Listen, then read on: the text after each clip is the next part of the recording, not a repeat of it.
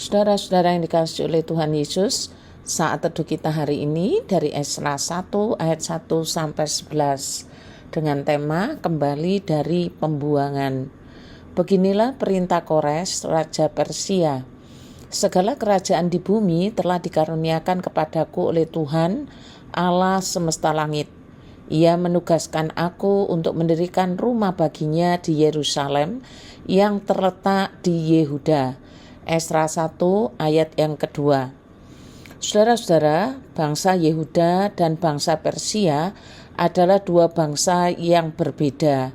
Pada zaman itu, kerajaan Yehuda diserbu oleh pasukan Babel dengan rajanya yang terkenal yaitu Raja Nebukadnezar, dan bangsa Yehuda berhasil ditaklukkan. Lalu semua rakyat bangsa Yehuda yang cerdas, yang sehat, yang pandai, yang berilmu, yang kuat, yang berkemampuan diangkut semuanya ke negeri Babel. Sisanya yang lemah, yang miskin ditinggalkan di Yerusalem. Mereka semua yang dibawa di negeri Babel itu disebut dengan dibuang. Jadi mereka semua berada dalam pembuangan.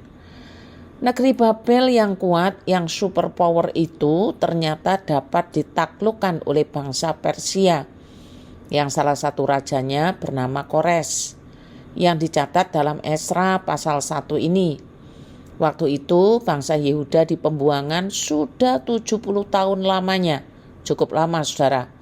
Dan sesuai janji Tuhan, maka sebagian bangsa yang dibuang dalam pembuangan akan pulang kembali ke Yerusalem.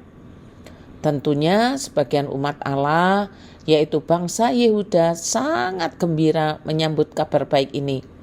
Karena mereka akan pulang ke negeri kelahiran mereka sendiri, yaitu Yerusalem. Namun, perlu kita ketahui bahwa perjalanan ini bukan perjalanan singkat. Justru perjalanan ini adalah perjalanan yang sangat panjang sekali, sebab mereka akan menempuh jarak kira-kira 800 mil atau sekitar 1448 km. Perjalanan ini tidak menggunakan pesawat udara karena zaman itu zaman kuno. Mereka berjalan dalam rombongan sehingga bisa dipastikan bahwa mereka akan menempuh waktu sekitar 4 bulan atau bahkan lebih. Sebab jalan yang mereka pilih adalah jalur sungai. Dulu tidak ada map, tidak ada kompas atau apa, tidak ada. Jadi jalur sungai itu yang menolong mereka. Perjalanan ini bukan hanya lama, tetapi sulit dan jauh sebab dalam rombongan itu berbagai macam usia ada di dalamnya. Tentu yang berumur lanjut membutuhkan waktu yang lebih lama. Sekarang kita kembali pada penyebutan nama raja, yaitu Raja Kores, Raja Persia, yang disebutkan oleh Alkitab, bahwa Allah lah yang menggerakkan hati Raja Kores untuk menggenapkan firman Tuhan yang disampaikan Nabi Yeremia, bahwa umat Allah akan kembali ke Yerusalem setelah waktunya tiba.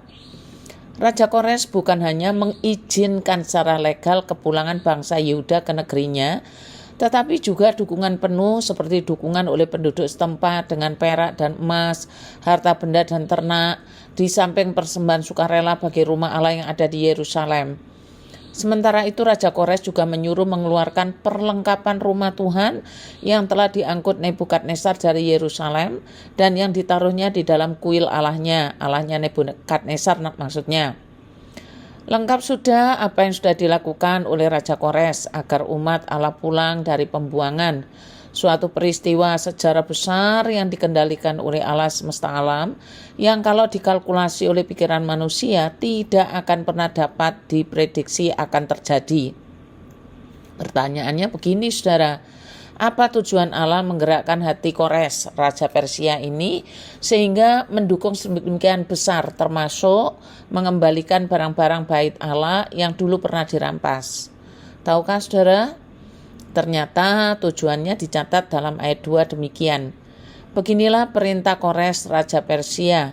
Segala kerajaan di bumi telah dikaruniakan kepadaku oleh Tuhan Allah semesta langit. Ia menugaskan aku untuk mendirikan rumahnya baginya di Yerusalem yang terletak di Yehuda. Perjalanan sulit, perjalanan jauh dan lama. Ini bertujuan untuk mendirikan rumah Allah di Yerusalem. Jadi tujuannya jelas ya. Allah menggerakkan hati Raja Kores bukan semata-mata untuk pulang umat itu, tetapi untuk proyek rohani yang ditetapkan Allah sendiri.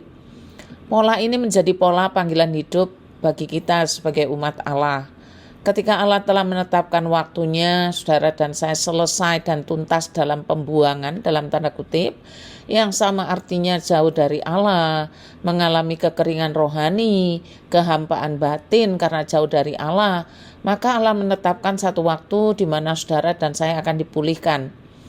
Masa pemulihan itu bukan sekedar supaya saudara dan saya pulih, tetapi ditetapkan untuk tujuan rohani yang Allah sendiri tetapkan. Ada proyek rohani yang harus kita kerjakan.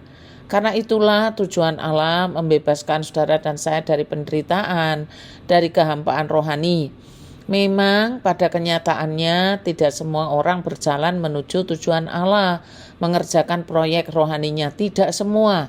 Bahkan banyak yang sudah berpaling dan berbelok arah. Tetapi mengapa kita harus ikut-ikutan dengan yang tidak setia? Bukankah suara Tuhan sudah ada dalam hatimu, dalam hati saya? Dia membebaskanmu, Dia membebaskan saya untuk mengerjakan tujuan yang ditetapkannya sendiri. Kerjakanlah dengan setia, sebab Dia sendiri yang akan memperlengkapi kita semua. Selamat ulang tahun Graciela Erin. Doa akan saya japri. Terima kasih, Tuhan Yesus memberkati.